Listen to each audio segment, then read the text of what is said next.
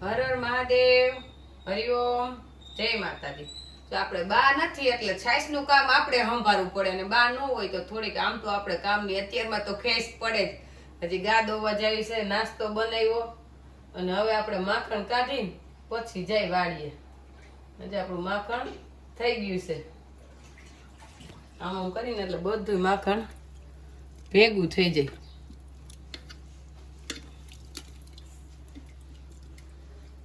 માખણ તો કાના ને બહુ વાલું હતું ને, કઈ ઘટે જ નહીં. માખણ એટલે માખણ છે. હા, માખણ તો ગમે જ ને. માખણ કે ને ન ગમે. પાછું મલાઈ નું માખણ ને આ માખણ ફેર હોય હો. એટલે મલાઈ તો હું ભેગી કરીને કરતા હોય ને, એક દિવસમાં તેટલી મલાઈ નીકળે નહીં આપણે. આ તો તાજે તાજું જોઈએ રોજે રોજનું. એમાં ગાનું માખણ હોય.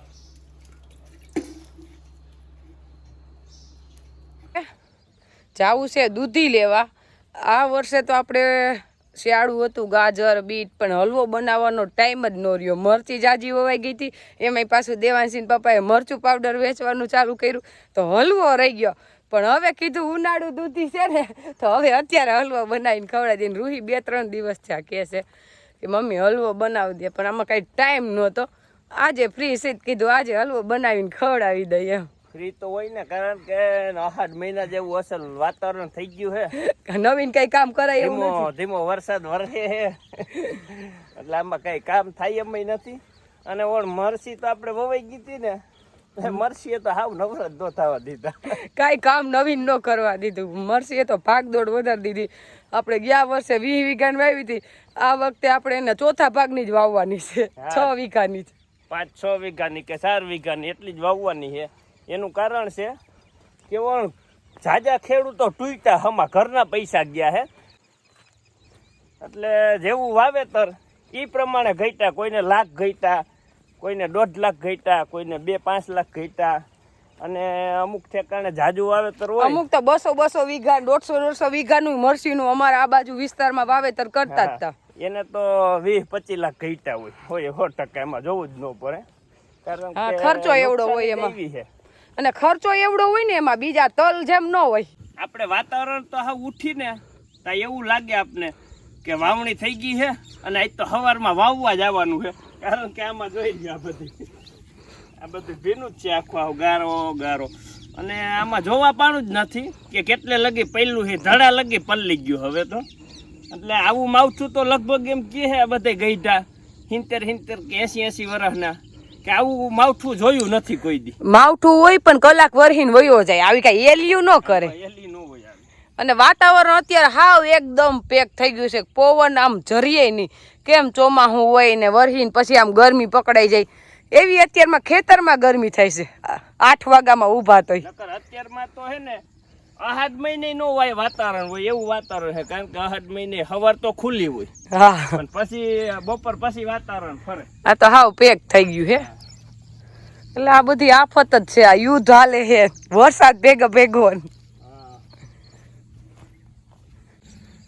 તો હવે આપણે આવી ગયા દૂધીના વેલામાં. દૂધીના વેલા તો ખાલી 3 જ છે. એનું કારણ છે કે આપણે બહુ દૂધીનું શાક ખાતા નથી, પણ હલવો તો ખાઈશી. હલવો તો બધાય ખાઈશી. એટલે આપણે દૂધી લઈ લેજો. તાજી કેવી સરસ કૂણી દૂધી છે. અને આનો હલવો બને ને સરસ.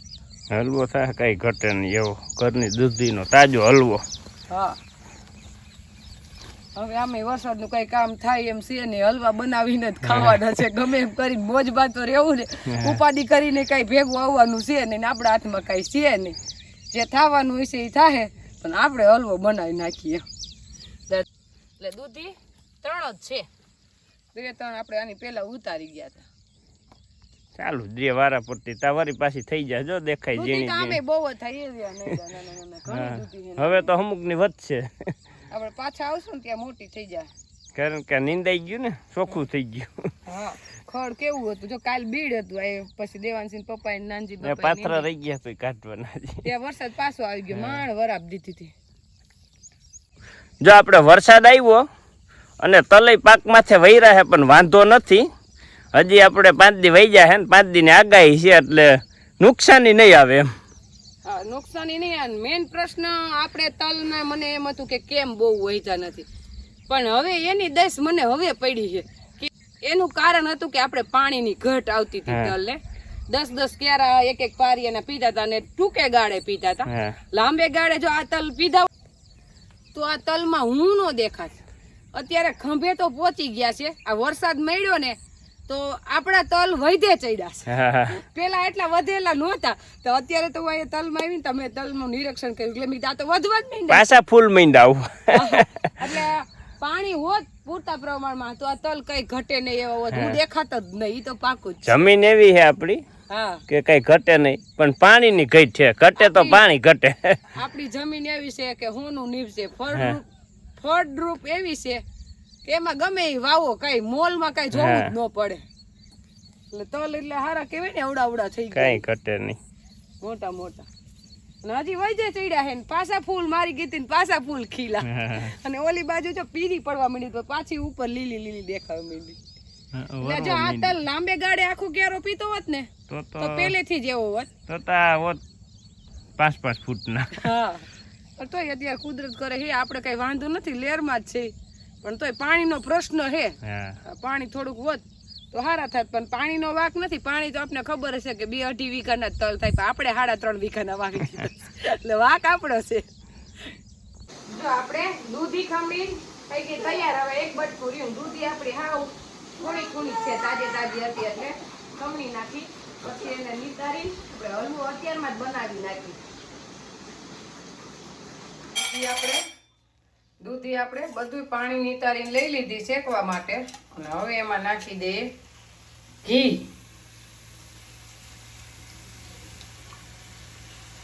હવે જરૂર પડશે નહીં લગભગ, પણ જરૂર પડશે તો આપણે નાખશું. ડબડો અહીંયા આપણી પાસે જ પડ્યો છે. ઘીમાં દૂધી શેકી લઈ પછી દૂધ નાખીશ. દેવાંશી પપ્પા જઈશે ગાડી ધોવા. આપણે લગ્નમાં કાલે જવાનું છે, પણ ગાડી આપણે કે દિવસની ધોઈ નથી. દેવાંશી દેવાંશ ને બધાય વાડીએ જઈશે. હા હા, જાઓ. હા, લીધું શેમ્પુ. ટાટા. દૂધી ઘીમાં શેકીને થઈ ગઈ તૈયાર. હવે એમાં નાખી દઈ દૂધ. અને હજી દૂધમાં પાકશે એટલે એકદમ ઉકળી જાય. આપણે કાલની જે મલાઈ પડી હતી એ હવે આમાં ઉપયોગ કરી નાખી. હવે નાખી દઈ ખાંડ. બધાની બનાવવાની રીત જુદી જુદી હોય, હું તો ખાંડ ભેગી જ નાખી દઉં. અને ઘી આપણે જે નાખ્યું હતું એ બધું ઉપર આવી ગયું. એટલે હવે આમાં પાઈકે રાખશે.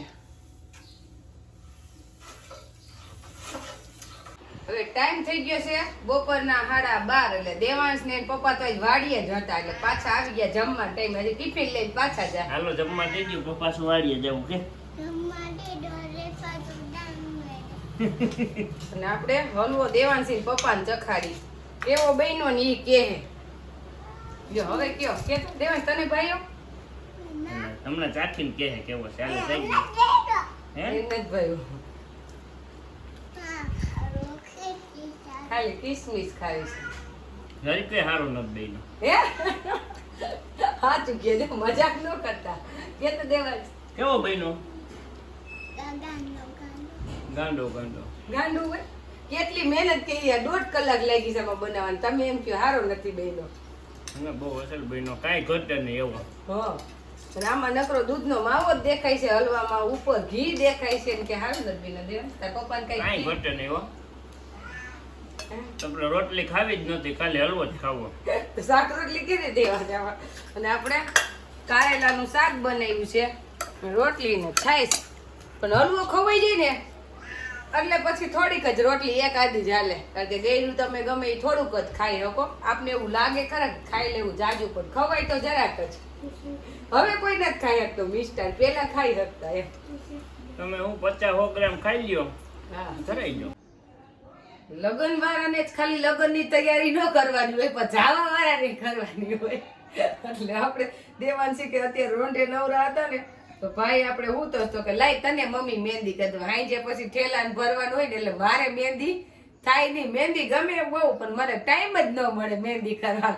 હજી આમાં એવું છે કે આ બાજુ ઉપર ફૂલ કરી દીધી, લગભગ આ હથેળી એમને રહે, કઈ નક્કી ન હોય.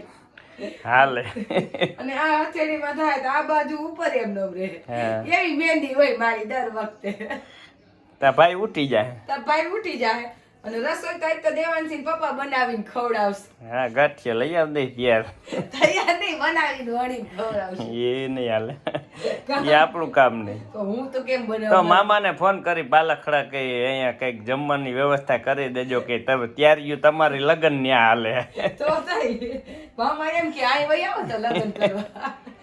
અને તમારે તો ખરેખર આપણે આજે અગાઉ જ જવું જોઈએ, મામા ને લગ્ન છે એટલે. આ બધું આપડે બધું મૂકીને ભાગવું કેમ પરબારો એમ. એ વાત સાચી, પાછું લાંબા હે ને લગ્ન એટલે. હા 3 દિન હે. એટલે આપણે મહેંદી દેવાંશી ને ફાવે જ છે. જો હજી એની તો અહીં જે મૂકશે જ. અને મને મહેંદી મેં કીધું બહુ નથી મૂકવી, એક ખાલી ફૂલ જ કરી દે એમ. લગ્નમાં જવા માટે બધાય ખરીદી કરે અને હું રહી જાવ તો હાલે જ નહીં.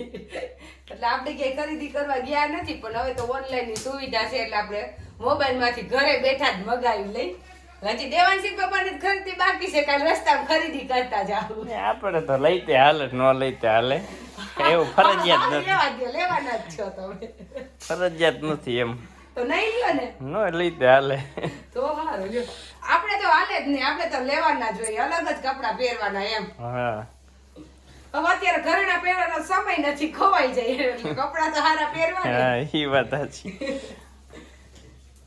લઈને આપણે આ સાડી ઓનલાઈન માંગવી છે, કેવી છે? એમાં કાંઈ ન ઘટે. તો પછી એવી હેવી સાડી લઈને એક વાર બે વાર પહેરીને પછી એમને કબાટમાં પડી રહી, એના કરતા તમે માપમાં લ્યો ને તો ઘડી ઘડીએ લેવા થાય એમ પાછી પરબારી. એટલે આપણે સાડી લીધી છે જાનમાં પહેરવા માટે સ્પેશિયલ. કાંઈ ઘટે જ નહીં. તો તમે આવો શર્ટ લઈ લેજો એટલે આપણે મેચિંગ કરી લેવું. રેડી ને? ઈ વાત સાચી હો.